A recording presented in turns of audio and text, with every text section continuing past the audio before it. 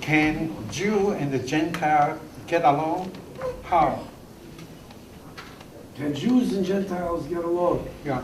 Well, actually, we have for 3,000 years. Because Jews who lived, think about it, have lived in so many cultures and civilizations, speaking many languages, and Jews have generally adopted the culture of the country in which they lived, and learned the language, became part of the country. So yes, we can live if there's mutual respect. That's the main thing. If we have mutual respect for each other, an agreement that say, well, listen, we're not like you, but we don't have to be like you. We respect your way, you respect our way. If a Jewish woman marry a Muslim man, what would be the children? Well, according to the Muslims, the child would be Muslim because the father was Muslim. According to the Jews, the child would be Jewish because the mother was Jewish. In fact, there was a rumor that Gaddafi in Libya was Jewish, that his mother, so the possibility that the mother was Jewish. She was converted to Islam at some point, but that she may have been Jewish, and therefore he could have been Jewish. I don't think he thought of himself much as Jewish at all, but that, yeah, could be both. Can be both. How can a person be both? Well, then the person would have to make a choice. But because according to Jewish law, if the mother was Jewish, the child would be Jewish. And according to Muslim law, if the father was Muslim, the child was Muslim. So the child, in a sense, is both, and would have to make a choice, either Jewish, Muslim, or neither. Meditation or Zen originated from Buddhism. However, it is widely adopted by Jewish people. A new term, Jewish Buddhism, was formed. Lots of Zen masters turned out to be Jewish. Can you comment on the influence of Buddhism on Judaism and vice versa? Well, there's a book by a poet called Roger Kamenetz from New Orleans. It's called The Jew in the Lotus. Jewel, it's a takeoff. Anyway, he was part of a group of Jewish rabbis and teachers and authors who went to the Dalai Lama's ashram in India. And they met and they talked about and shared Jewish tradition and Buddhist traditions. And the Dalai Lama commented on how many of his Western students were Jewish. And then that they were attracted to this. And then, of course, Mr. Kamenetz and the other rabbis said, you know, we have a deep mystical tradition in Judaism too, with meditation, and deep roots. So, but the point being that Dalai Lama said, but how come these people had to come to me for it when you had it? And the answer was that the kind of Judaism they lived, the synagogues they were part of, did not do that. And they were looking for this deeper spirituality, and they were attracted to particularly Tibetan Buddhism. We have, in Judaism, it's called Kabbalah. The Kabbalah, which is the mystical tradition. It's a tradition, but and that deals with, and that involves meditation and spirituality and going out alone, so, you know, coming in, closing in yourself away from the world. So we have this goes back 2,000 years or more, where we have people who focused on different kinds of mysticism. So it's in the tradition, but I would say the last 100 years, Jews, by and large, broke away from tradition and broke away from religion, and even the religious Jews walked away from the mystical traditions. But that has changed now. Now the young rabbis, the younger rabbis, most of them are into yoga and meditation. And our rabbi in Pasadena, he has regular meditation, weekly meditation classes, and yoga. And he takes part in yoga classes. And these are all part of Jewish teaching. He does it with Jewish texts and Jewish traditions. So, yeah, there is a strong Jewish tradition of meditation and yoga, which is now becoming much more common. From a religious point of view, is it possible for the Jew to coexist peacefully and friendly with Palestinian people? Absolutely. The conflict between the Israelis and the Palestinians is primarily political, not religious. The Muslims are not trying to convert the Jews, Palestinians. The Israelis are not trying to convert the Palestinians. As a matter of fact, in Israel, 1 out of every 5 Israelis is an Arab, most of them Muslims, some of them Christian. So you have, within the Jewish state, a Muslim population. I don't see any reason why you couldn't have Jews living in Palestine as, Palestinian citizens. So yeah, the conflict is political over the land. Who has the right to the land? There are religious overtones in the sense that Muslims take a general view that a Muslim country are not allowed to establish a non-Muslim state. Many criticize that Christian being too emphasized too much on right versus wrong and not being compassionate. Does the Jew have the same conflict? I'm not sure I understand. Yeah, that's the question is Christian often criticize concerning the matter of right and wrong instead of compassion. How about Criticize who? Well, Christians are criticized by Christians are criticized. criticized by other people. That they More concerned, more right. concerned about right and wrong instead of compassion. So whether this also in Judaism. Well, I'm not too I see. Well, maybe the question is that Jews seems to be more legalistic, that you have to follow the Torah, the commandment, instead of to follow compassion. Oh, I see. Okay. Oh, now I understand. Yeah, yeah. This is one of the Jews are legalistic, Yeah. and they're just they want to follow the letter of the law, Yeah. right, rather than the mercy. Well, there's a criticism of that kind directed at Jews. Why? Because Jews are focusing on proper behavior. This is the emphasis on proper behavior. And therefore there's a notion that there's a right or wrong way to do something. And you can get too involved in doing that all the time. Well, in our life, right, people who are legal, you go to a government office and somebody's filling out the paperwork, the bureaucrat, and you say, but don't you have any feelings for the people you're supposed to be working with? And some of them will say yes, and they'll make out of it. Other people will say, no, I don't have time for that. I just have to make sure all the paperwork is filled out properly. That's my concern. So there's always a danger in that you get too legalistic. But certainly, look, consider one thing. I'll tell a story, which is the truth. When I used to live in Seattle, my congregation, one of my congregants was an accountant who worked for a major accounting firm who did country clubs, right? And he told me about country clubs, about the different kinds of country clubs. And he mentioned that some Jewish country clubs that he dealt with had a requirement when you wanted to become a member, they wanted to see your philanthropic donations as a qualification for membership, in addition to everything else. And he says he wasn't aware of any other country clubs that say, show us your donations.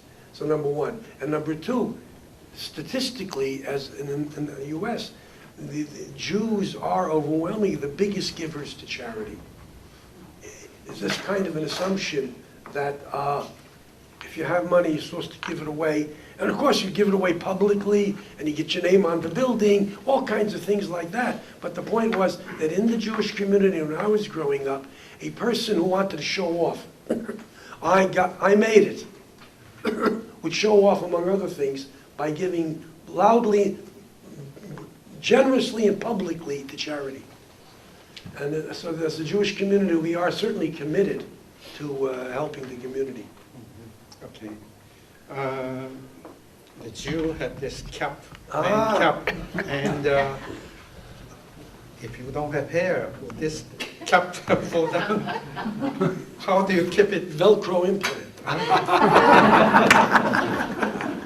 Right, there's different ways. What is the meaning of Oh. that cap? The cap, again, this is tradition. You look, we just came back from it, we were in the Mediterranean visiting Vatican Museum and the Uffizi Museum, and all these pictures from the Renaissance. Have you ever seen the pictures of people in church from the Renaissance? Ever see any of them bareheaded?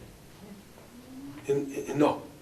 No, everybody in the Renaissance, in church, the women, the men, they're all, the Pope wears a skull cap, right? It covered the head. Protestants changed that, I'm not sure of the reason, but Protestants began to worship bareheaded. So for the Protestant, the baring of the head was a sign of respect. For the Jew, the covering of the head is a sign of respect. So you're always keeping your head covered. So, and certainly even Jews who don't wear a skull cap normally, you come into a traditional synagogue, conservative or Orthodox, and now even Reform. You see the people who are wearing a skull cap as they pray. When engaged in religious activities. Is that symbolism that's about the cap is gone? No, not really. It's just dressing properly. It's part of a proper sense of being dressed for the occasion.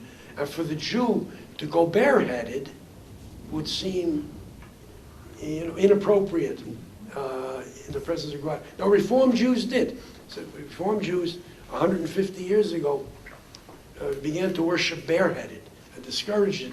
But now, every Reform rabbi I know who leads a service, they have a head covering and a prayer shawl. So that's reestablished itself. It's the traditional Jewish sign of respect when engaged in religious activity. Some have white one. Oh, Any difference? oh, well, on the high holidays, we wear white. Oh. So during the high holidays, many people wear the white skull cap. There's no significance to the color or the pattern. This is knitted. Some I have leather ones, very fancy, and some are velvet. Different groups of Jews favor different kinds of head coverings. And by the way, if you go to Jerusalem and you see people walking around and you see what they're wearing, if they're religious and they're wearing a skull cap, if they're wearing a big black hat, the one kind of Jew. If they're wearing a small knitted skull cap, it's another group. If you see a big knitted, that's one. Velvet is another group. So the different groups, kind of the in style for that religious group is reflected. But all traditional Jews will be wearing kippah. I wear it around normally at home. I don't always wear it. In public places, I'm not always wearing a skull cap. Yes. So this I'm not you have to put it. Some people put it all the time, every day. Yes. But some no. No. But they are Jewish too. So Oh, of course. are they any different? Well, it's just that's the way they express their religious commitment. For some Jews, keeping the head covered is all the time. As a matter of fact, some Jews will wear two. You'll see a big black hat. They take off the big black hat and they have a skull cap underneath. So, when non-Jews were invited to a Jewish wedding, for Yes. instance, I think everyone they would give us a yarmulke to put on. Yes. Is that any particular meaning? no, it's just when somebody walks into a synagogue, non-Jews, it's a sign and people, please wear. In the synagogue, we expect you to wear a skull cap. When we were traveling around, I walked into a church, I took off my baseball cap as a sign of respect for the church. I wouldn't wear a hat. Now, I've gone into church with a little skull cap, Because that's a religious statement. I don't mind doing that sometimes, but I certainly wouldn't wear a hat to a church. Same token, I expect somebody comes into a synagogue, we ask them to cover their head, so we give them a skull cap to do so.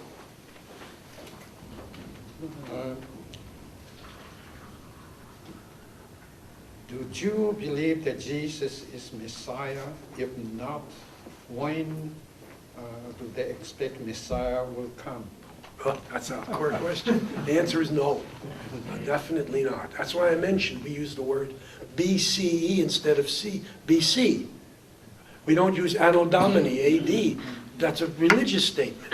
No, remember the Jewish point of view, as far as we're concerned, I have no reason to doubt that the man Jesus lived, and that I don't know, I have no outside verification of any of the historic events in the New Testament. But if he lived, he may have been crucified, I have no doubt about that. Certainly, his followers believed he was a special person, a special character. Many of them, they came to believe that he was actually divine, rather than human. And then, by the way, spent hundreds of years arguing how much divine, how much human. And that's church split up, I know, over these issues. And Jews look at that, we don't understand that kind of a debate of a thunder. Sorry. But the point is, no, Jews simply do not accept any special character of Jesus. Jesus lived, I have no doubt. There is no record of Jesus at the time he lived in any Jewish sources. And we have, from that time, we have lots of sources quoting rabbis and teachers. There is no record. We only hear about Jesus in Jewish sources later, when Christianity becomes established. Then Jews learn about Jesus through Christianity. But we ourselves, there is no... So it's not that Jews ever rejected Jesus. This is hard for Christians to understand. Nobody knew that Jesus existed. The Jewish historian in the first century, Josephus, in his Antiquity of the Jew, did mention about Jesus. Well, there's an argument among scholars as to whether that's part of the original text or not. But that's the only. The point is, we have the books of the Talmud, which are quoting rabbis contemporaneous with Jesus, Hillel and Shammai, and dozens of rabbis are quoted, and arguments about the law. This is an extensive literature from that time. And there's no mention of Jesus in any of these books, or any of his followers, or any of the events in his life. It's only later that when Christianity comes in, then the rabbis will comment upon Christian claims about Jesus. Okay, in the Hebrew Bible, the story of God creation of the universe in 6 days, you mentioned about Noah, Ark, the dividing of Red Sea. Do you consider this happened factually? Miracles. A miracle? Well, no, but there are three separate categories. The story of the creation. Yeah. Do I believe that that's a literal description of how the universe came into being? No. What's the point of the story? The point of the story is God created the universe. You know, remember I mentioned this rabbi in France in the 11th century. The second verse in the Bible, right? In the first verse, in the beginning of God's creation of heaven and the earth was the earth was formless, was void and without form, and the Spirit of God hovered over the face of the waters, Ruach Elohim, or the wind of God hovered over the face of the waters. 1,000 years ago, Rashi asked the question, where did the waters come from? According to this, they were there before God started creation. So what Rashi says 1,000 years ago is, obviously, there's a whole process, a lot of creation stuff from before that's not mentioned in the Bible. We did come on the scene after the waters have been created. And according to the biblical view, the universe is made up of water. So the question is, why do we tell the story? Because people might say that, who knows who created the universe? The whole point of the story is to say God created the world. I believe that. That there is an intelligence, an operating intelligence behind science, behind the creation of the world. Science tells us how. Do you believe in the theory of evolution? Absolutely. Nobody's come up with a better one. And by the way, theory is a bad term. It's every scientific proposal, right? Every scientific statement is a proposal waiting to be tested. So is evolution. And it's been tested over a century now, very convincingly for me. We learn more and more about it as we go along. But yes, I think that describes the manner in which God's world evolves. But I think, then there's another question, is the world accidental? Or is there an intelligence behind it? I happen to believe that the direction of evolution was programmed in advance. God's the programmer. I use a lot of computer analogies in my theology and sermons. Okay, how about Noah's flood and the ark? Noah's story. Is it true? As a reality? Was it? I don't think so. They're still looking for the Ark on Mount Ararat. But what's the point of the story? No, the story is very profound. You have to understand how our ancestors, how the Bible, our ancestors viewed the universe.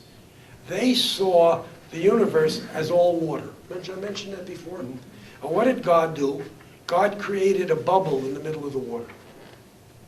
Okay? And then he put like a plexiglass dome over the bubble to keep the waters above from coming down.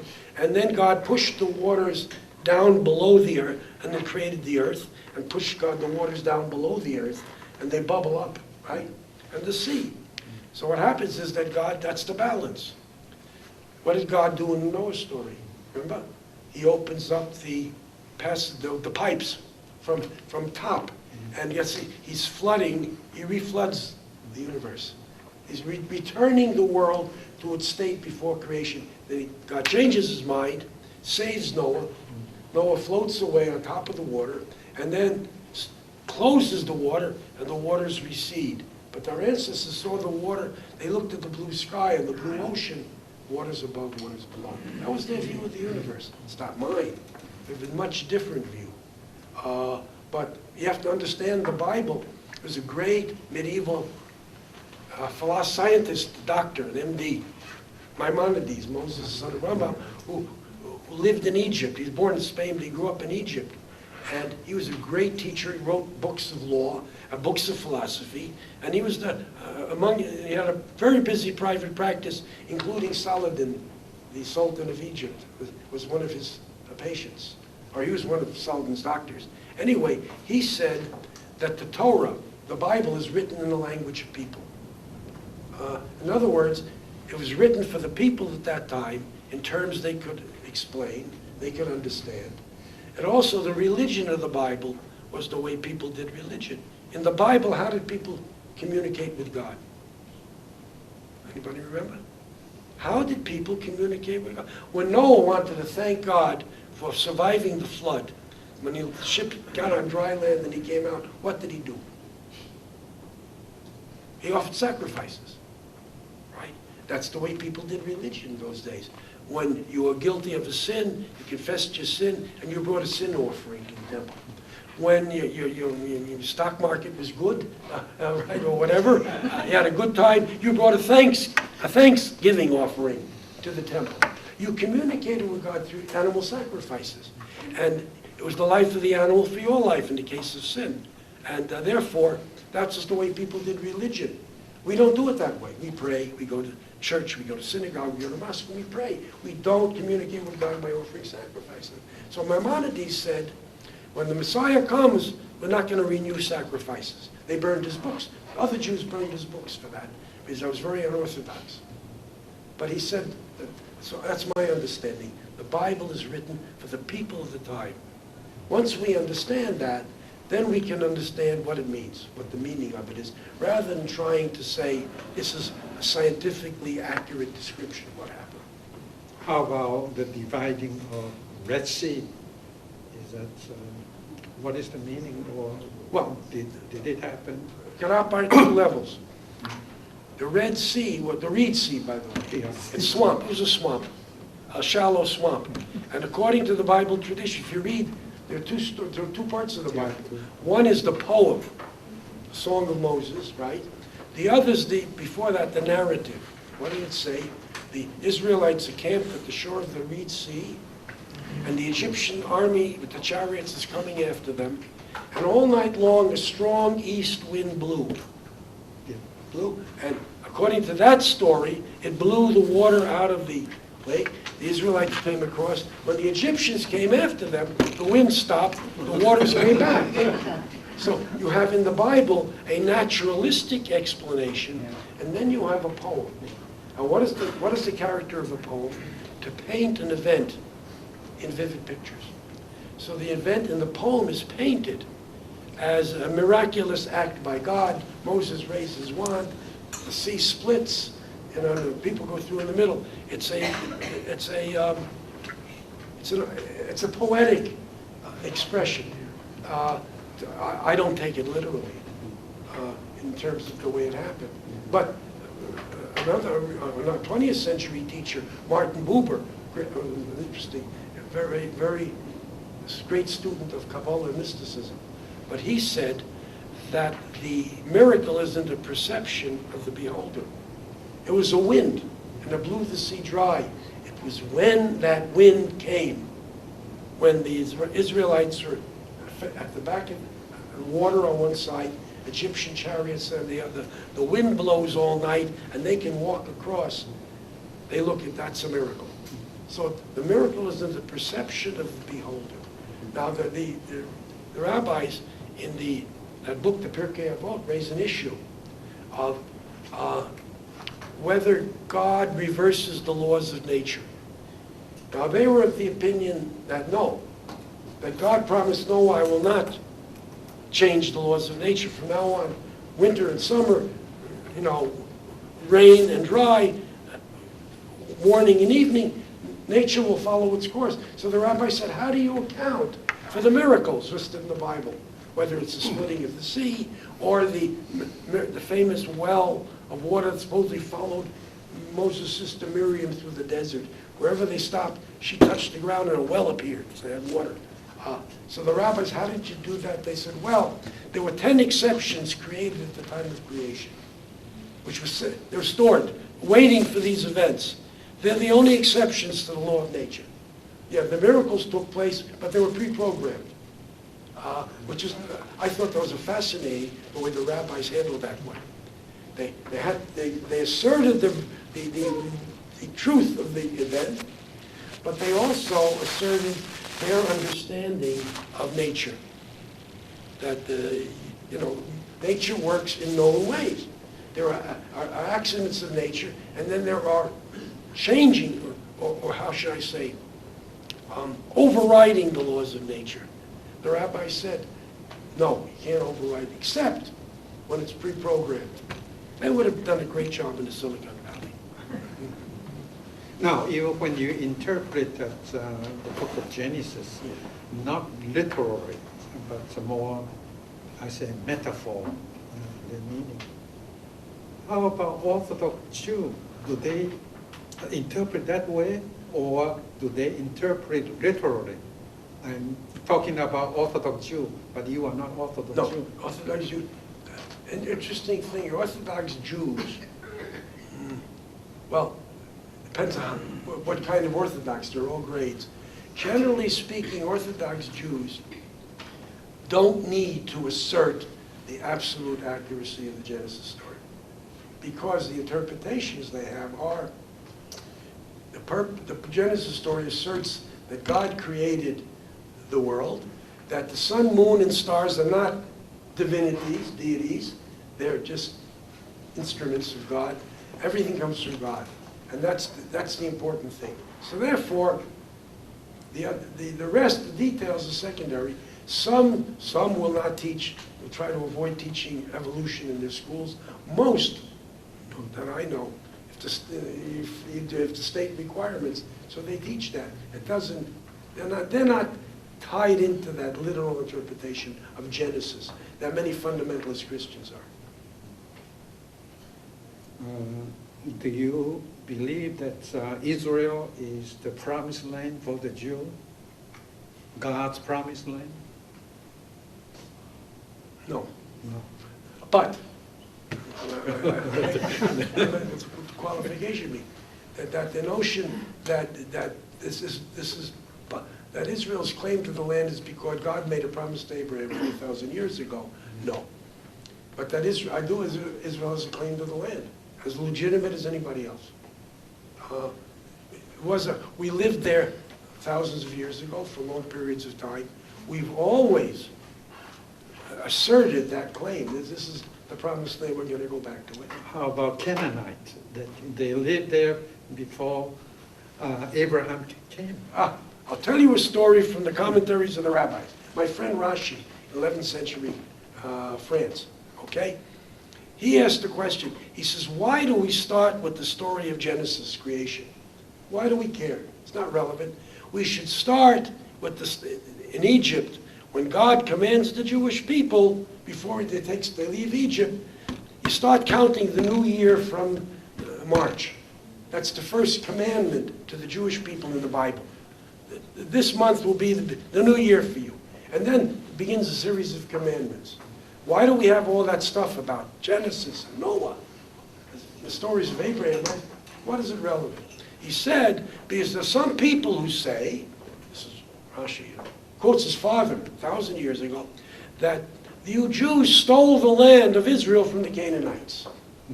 Therefore, we tell this story to tell you that God created the world, and God assigns people this piece of land and that piece of land. God assigned it to the Canaanites. God took it away and gave it to the Jews.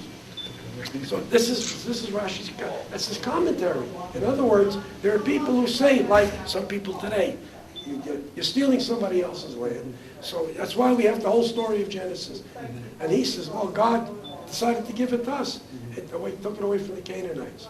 And you're right, there's a case. And look, nobody's going to find me saying that the Palestinians don't have a legitimate right to be a people in their own land. Absolutely. But historically, for other reasons, I think it's appropriate they share it with the Jews. It's a small piece of territory, but it can be enough for both people.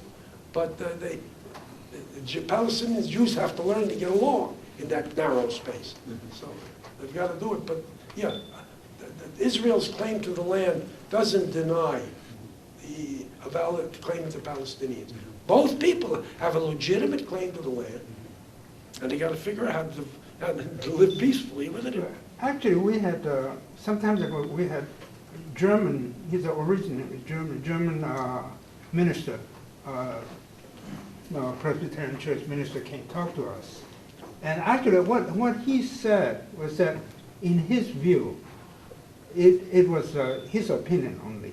It was a mistake that after the war, the British and United States gave that piece of land to Israel. He thought that probably the best, it should be a piece of German property to give that to Jewish people. Then they avoid direct conflict with all these. Okay, right. Yeah. And also, German people, they're so bad, Holocaust so bad to the Jewish people. They own so them a piece of land. Yeah. Yeah, but try getting the Jews to build a state in Germany. That would have been better. No, by the way, these Well, that's just the opinion. These things are all right. Look, similar, I was talking with Dr. Shea about the issue of Taiwan, the Taiwanese and Chinese, and the language and independence. Okay, and the answer is, why shouldn't Taiwan be a country of its own, with its own language? Obviously. But since, how long? The Chinese, the Japanese, everybody else has been ruling the country, and they're not going to let it happen. Right? And why? I don't understand why China would want to go to war with the United States over Taiwan. But they would. For what a peculiar reason. You have these, so same thing here, same things apply here. The Jewish state is, after the war, Zionism was a movement to normalize the Jewish condition. And they focused on, by the way, there was an attempt to create a Jewish state in Uganda 100 years ago. And nobody wanted to go there for some reason. You're right. But this is the case, and this creates problems, absolutely, for the Israelis and for the world. On the other hand, I don't think it's impossible. Jews, the Israelis and the Palestinians can, if they want to, live together in peace. They got to work it out. It's not going to be easy. But on the other hand, I have to say this as by way of an aside. When I think of what, of like 1945, I was already old enough when the war ended, conscious, what the situation was in the world for Jews. And what, by the way, at that time there were less than 1 million Jews in there was then Palestine, right? And have any of you been to Israel? Oh yeah, well, it is. I studied there 50 years ago. I was a student. I was 10 years old.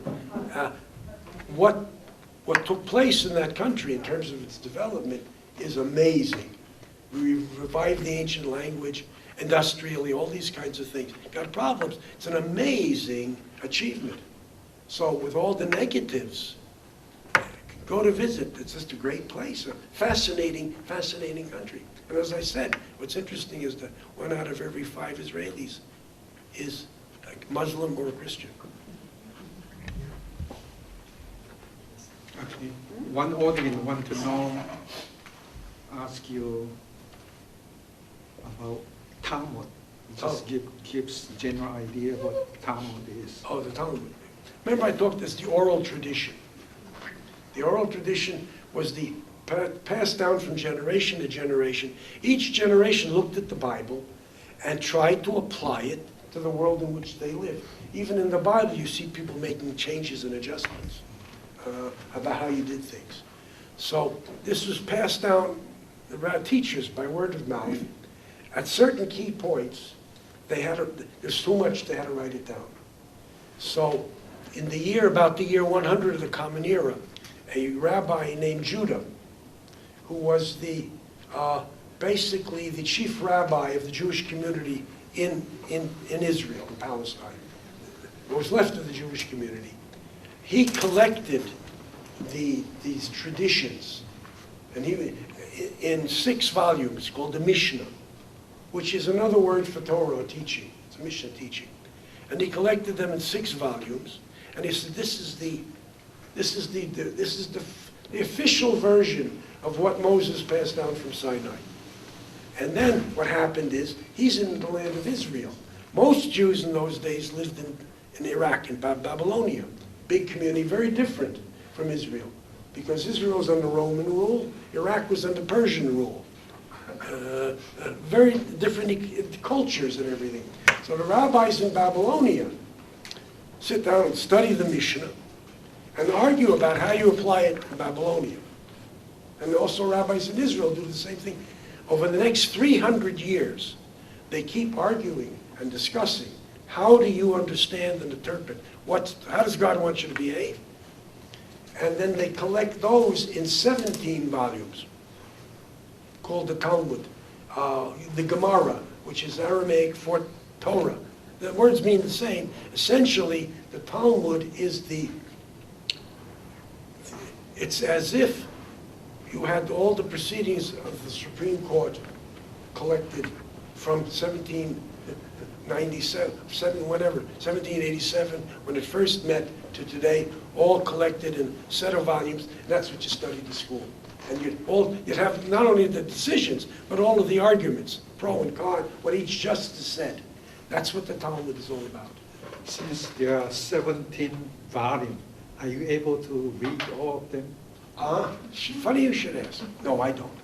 But there is a program which started must have started about, I don't know how many years ago, about 50 years ago. It's called Daf Yomi, the page of the day, where people commit themselves every morning to get up and read 1 page of the Talmud every morning. And it takes I think it's 19 years At the end of 19 years, you finished the entire Talmud. They just had, they finished it this summer. They were in a stadium, a big athletic stadium in New Jersey. I think 30-odd thousand people gathered. They had finished the last cycle of studying the Talmud a page a day and having gone through the whole Talmud. Yes, people do that. They do study it. And the Talmud is the main focus of study in traditional, what they call the yeshivas, traditional Jewish schools of theology. Not only for training rabbis, people just go to school to learn. That's the central focus. I teach a weekly Talmud class in Pasadena. So Now, concerning the Torah, the first 5 books, the written Talmud, the Torah, do you think that Moses was the real author of the 5 books, or the that documentary. the documentary hypothesis is more than criticism? I'm not Orthodox, I'm the non-Orthodox framework, and I accept the documentary approach. My main love is history. I love archaeology and history. So Cindy and I never met a museum we didn't like, and we were at the Archaeological Museum in Athens, and the Archaeological Museum in Naples, and the Archaeological Museum in Barcelona. We love it. So I love history, and I subscribe to the documentary theory. But the point is, like somebody asked the question in this frame of reference, literally, do you believe that the Jews were slaves in Egypt for 400 years? And the big debate about whether the Jews were in Egypt, how long, there's no historical evidence of the present. I see the stories of the Bible, I see the traditions, and I say if there's a story in the Bible, a tradition, it's there for a reason. It's passed down from generation to generation. Folklore, folk tales are they're not historically accurate, but they are not fictions. By and large, they reflect a reality. The flood stories in the Bible, Noah, there are flood stories in lots of countries around there, right? Which means, and then they tell me that when the last ice age broke up, and you had the glaciers melting and the huge lakes forming and breaking through the terminal moraine, and they had huge floods all over India and Iran and Europe. This is a common thing. Lots of countries have flood stories. So the story of Noah and the flood, yeah, there was obviously a destructive flood that took place. Or the destruction of Sodom and Gomorrah, right? And we know historically, there was a huge earthquake in that period around that place that destroyed communities. So it's contained in the Bible. So the stories in the Bible reflect reality. And from if you read the Joseph story about Joseph in Egypt, that is so full of peculiarly Egyptian content. And the name of Moses and Aaron, they're Egyptian names, not Hebrew names. So there's a lot of evidence to say, yeah, there's very likelihood that at least some of the people in the Bible did live in Egypt for a long period of time and came out with the memories of their Egyptian sojourn. And yeah, so we have a connection to ancient Egypt. So when I was in Egypt, and I'm sailing down the Nile, and looking at the people in the villages looking at me on the boat, I remember every year we have the Passover Seder. And one of the things we do in the Seder is there's a statement which the head of the Seder says, quoting the Bible, that if we and our children, if God had not brought us out of the land of Egypt, we and our children and our children's children would still be servants unto Pharaoh, slaves unto Pharaoh in Egypt. And I'm looking out at the boat, the people on the shore, and I'm saying, you know something? If we hadn't left Egypt 3,000 years ago, I'd be on the shore looking at the people on the boat. And by the way, this is very real to me. And it was William Sloane Coffin, the famous chaplain from Yale, once said, Jews take the Bible personally. It's family history. So when I'm reading the Bible, it's not merely a theological statement. That's the ancestors. These are my ancestors. And so there's an identification that goes back 3,000 years. I go to Egypt. I was there. And it's very powerful and very real. And that's one of the reasons for Jewish survival, by the way. It's just that sense of continuity. Muhammad was born as an Arab, and all Arab people follow him. Jesus was born as a Jew. Why the Jew do not follow Jesus? Good question. Well, Muhammad, interesting story. The Muslims, of course, claim that he's the seal of prophecy. He's the last prophet. The Jews don't recognize that. Go into a long historical analysis of how Islam managed to take over so quickly and completely. It's a fascinating story. I'm not sure I understand it all. But then how did Christianity take over the Roman Empire? I'm not sure I understand all of that either. But the fact is that Jesus, Christianity is not, Jesus was a Jew. Okay? And he lived and died as he was a Jew when he died. Christianity is a religion of non-Jews, created by non-Jews. But primarily, Paul brought in non-Jews into the church, and that's the Christian church. So Christianity as a religion is very different in this religious character than Judaism. So even though Jesus may have been of the Jewish people and of Jewish faith, Christianity is not. Christianity is a Hellenic, Greek. It's a Greek religion. It emerges out of Greek culture, and Greek culture and Jewish culture didn't get along. It was alien. Now, when you talk about afterlife, that's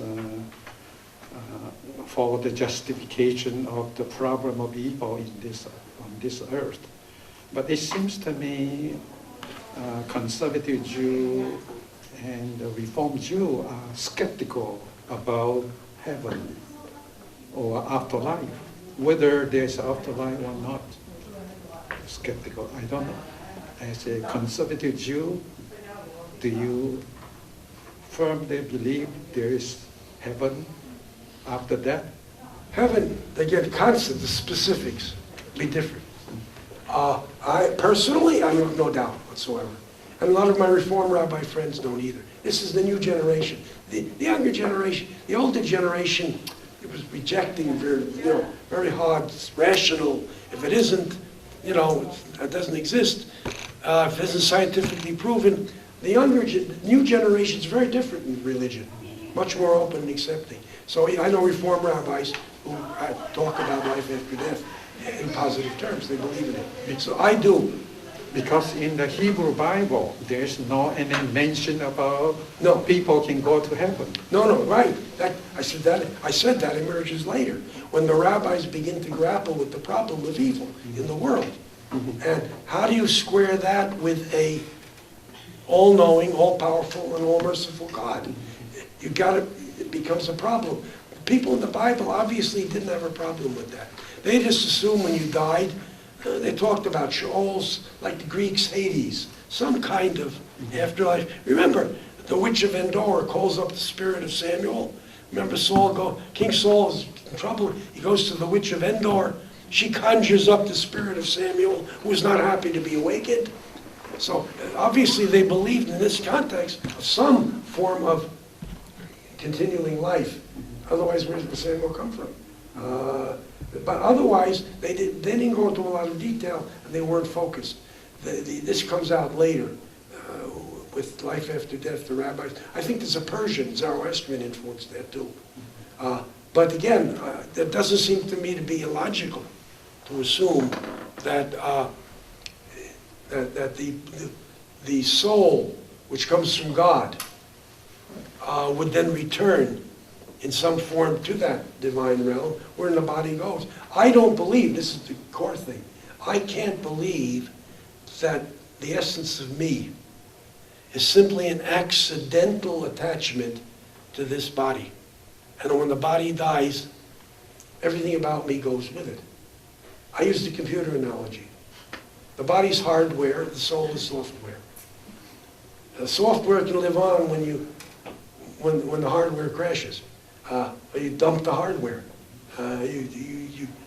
What form, hard drive, whatever you do, there's a form, you carry it on, it goes to the next computer. This is my understanding of the way the universe works. Do you believe that there is hell? Again, the literal sense of heaven and hell. Am I going to ride around in a cloud strumming a harp? I don't know. By the way, according to the rabbis, heaven was where all the rabbis got together and argued Talmud all day. You would be able to sit in and hear a lecture by the great rabbis, wherever you wanted. This was heaven. I know some people thought that would be hell. Right? I took classes all day. And then the Dante, there's no Jewish equivalent of Dante's description of hell. It's just a general assumption. Now, there is, among traditional Jews, the notion of the resurrection of the dead, Tchiyat HaMetim. That the idea that at some point in the future, all the souls will be gathered up, restored to their body, will stand before God in judgment for what they did in this world, and then the righteous will be consigned to eternal life, and the evil ones will be extinguished. Death.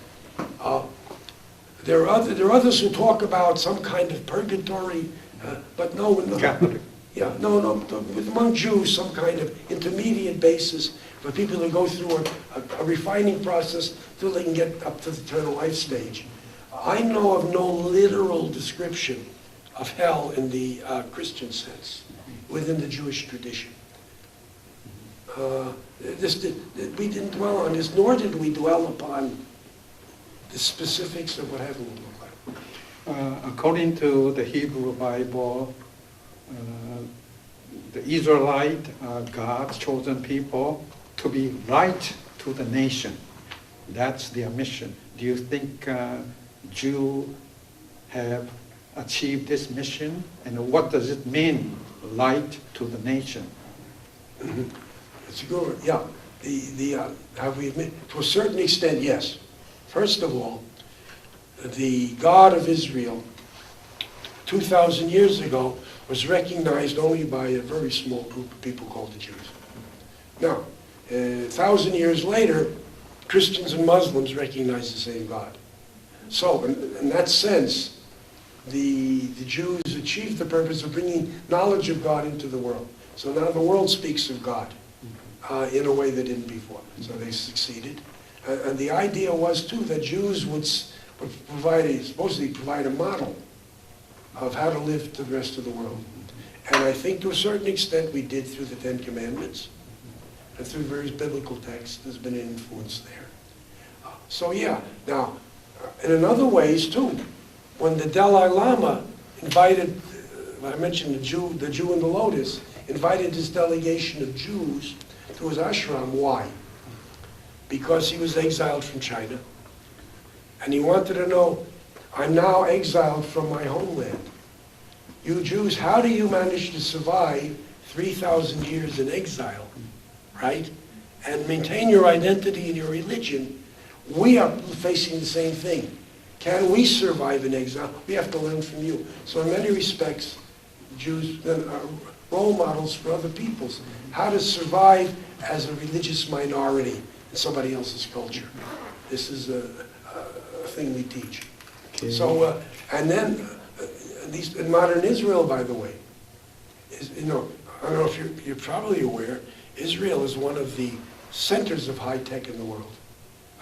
Tremendously creative. Medical technology particularly. So in many respects, Israel is a role model in how a very small nation can have a tremendous impact on the world. And again, we like to say, count the Nobel Prizes. How many Nobel Prizes in science, besides literature, but in the healing arts and went to this very small people, 14 million people in the world. Can you explain why Jews are so smart? Has a high IQ among all human race. Jew has the highest IQ. What? Why are Chinese so smart? Why are Chinese so smart? Chinese are not.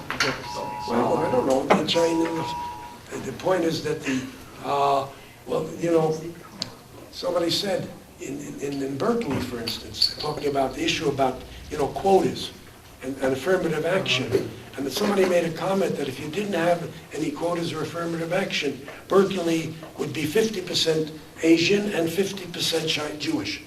Nobody else would be in there, right? But the question is why, and why do you have this phenomenon in this country of the sciences and MIT and Caltech, the huge proportion of Asians who predominate in the sciences. Jews used to, not so much anymore. Why? I think it's the tradition of scholarship.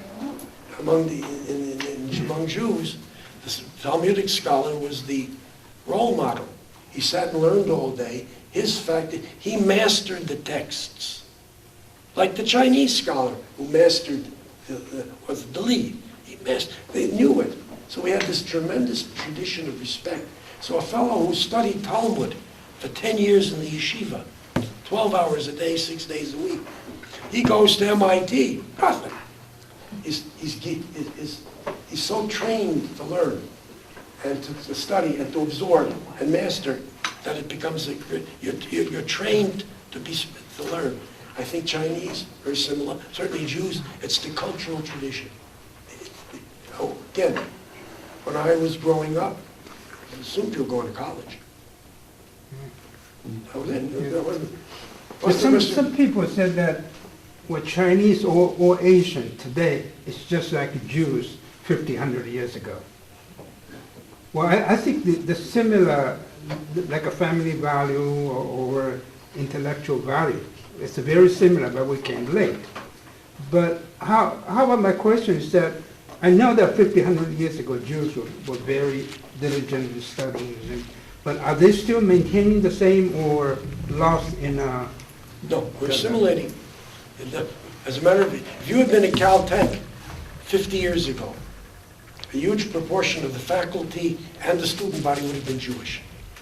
I was at a graduation about 10 years ago.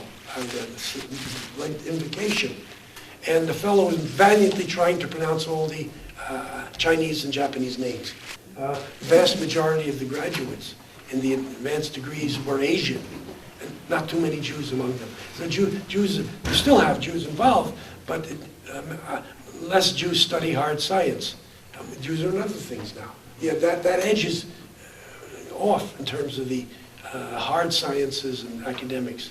But still, if you look at universities, faculties, presidents, you have a tremendous proportion of Jews represented in academic life at this very day. Far out of proportion to our numbers in the population. That's the tradition. Is that also part of the effect of Holocaust? Because for the survival, you have to work hard. No, I don't think the Holocaust impacted on that. It had other impacts. No, this is just a tradition among Jews about study and also hard work. Okay. And family values, which is terribly important, particularly for an immigrant population in a society. If you have a strong family life, it sustains people, and then you can place the roots in the society. I'm looking at, I think of the St. Gabriel Valley, where I am. I see, going down, seeing all the shops. The Asian presence is enormous, okay? And what impact is that going to have on the future of America? Clearly, it's going to be a very strong influence.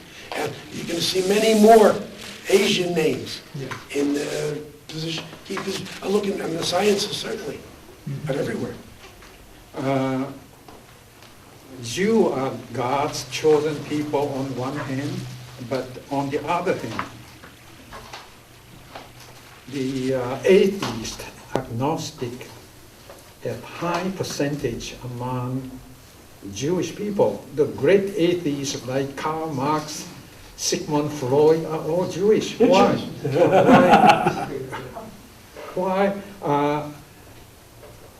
I guess the average of agnostic and atheists in this country are about 5%, but the among Jew are more than 10%, 14%. Why? Why they don't believe in God? Getting nervous.